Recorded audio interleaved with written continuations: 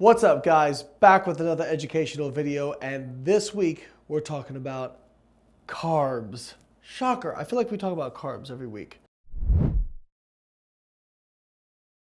A new study came out, which was the DROC2 trial, and this study was examining glucose responses postprandially, fasting, and over the course of 24 hours in response to diets that varied in carbohydrate intake. Now, before we get into that, we need to kind of set up the background. Of the studies out there looking at the impact of carbs on glycemia, glycemic control, we do see a trend for studies showing that lower carbohydrate diets improve glycemic control better than higher carbohydrate diets. But those studies are confounded by a few different things. One, many times the low carbohydrate diets are higher in protein, and protein has been shown to help with glycemic control. The second thing is that people on low carb diets typically lose a little bit more body weight when calories are not controlled between groups. People in the low carb camp will say, well, that's just one of the benefits of low carbohydrate diets is the effect of satiety. And that very well could be true,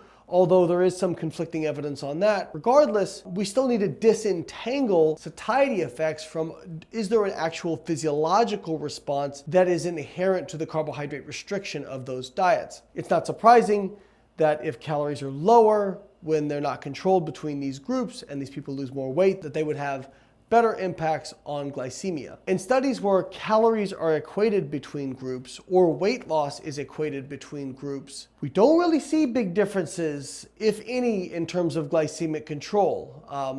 They tend to look really similar. Those studies have been criticized by some in the low carbohydrate community of the low carb diets in these trials really aren't low carb. There is something to that. Like, what is low carb has had various definitions, and in some studies, anything below 40% carbohydrate diet is considered low carb, but most in the low carb community would not consider a 40% carbohydrate diet low carb. All that circling back to the DROC2 trial, what was interesting about this was, one, they looked at different carbohydrate amounts between groups, ranging from 10% of calories all the way up to 30, and it was 10, 15, 20, 25, 30. So that entire spectrum. They controlled for protein. Protein was held constant between the diets, and they did it in type 2 diabetics. So the people they need to examine the most were part of this trial. And because they have less controlled glycemia, hopefully we'd see bigger differences in these people. They also assessed glycemia by having them wear continuous glucose monitors, or CGMs.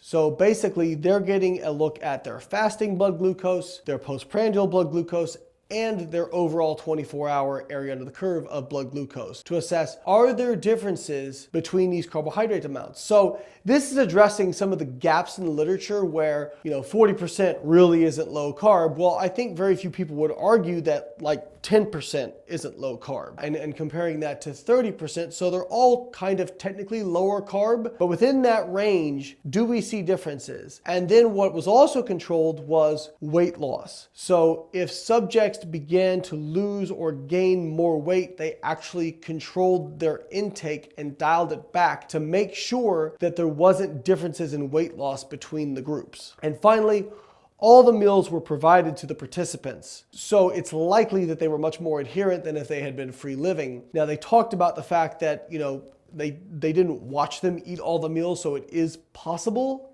that some of the people did not adhere, but a CGM kind of functions as a compliance monitor, because if they were having meals that were way off plan, they probably would have seen it in terms of a change in blood glucose, and the researchers basically said they didn't see that, and it looked like compliance was pretty good. This was a crossover design trial where each person served as their own control, so each person was on each of the different diets. So they would do one of the diets, then there would be a washout period, and they would do another diet, and the order in which they did them was randomized. And the people assigned to the groups at various times was also randomized. Now, the researchers hypothesized that they would in fact see differences in blood glucose and glycemic control between these diets. And what they found was they didn't find anything. There was no difference. So between these different diets, there was no difference in fasting blood glucose, postprandial blood glucose, and 24-hour blood glucose. So it appears that at least when protein is held steady, when weight loss is equated between groups, there doesn't seem to be an effect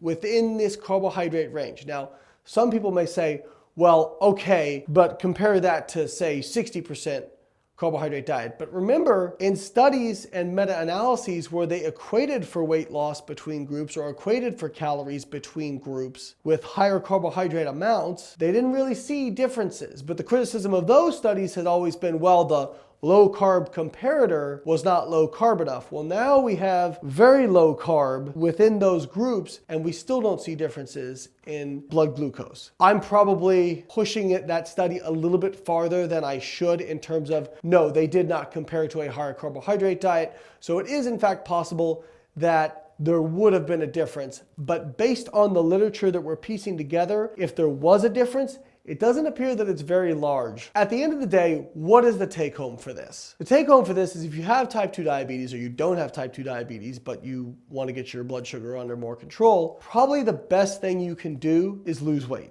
Research shows that your glycemic control will improve if you lose a significant amount of body weight and keep it off. And regardless of the way you lose the body weight, we seem to see improvements in glycemic control. Is it possible that there are particular diets that are better for glycemic control? Yes, it's possible, but as of now, I would not say the data is super compelling for that. And if there are differences in glycemic control, it's probably small once you equate for calories and weight loss. So at the end of the day, yes, even if low carbohydrate diets produced modestly or small improvements in glycemic control compared to higher carbohydrate diets, it always has to come back to the question of sustainability. If that low carb diet is sustainable for the individual, for that particular individual, then it could be a suitable diet regardless of whether or not it's superior for blood glucose control, because if that person can stick to it sustainably and keep weight off, then it's going to be great for them. But should we, for example, try to force someone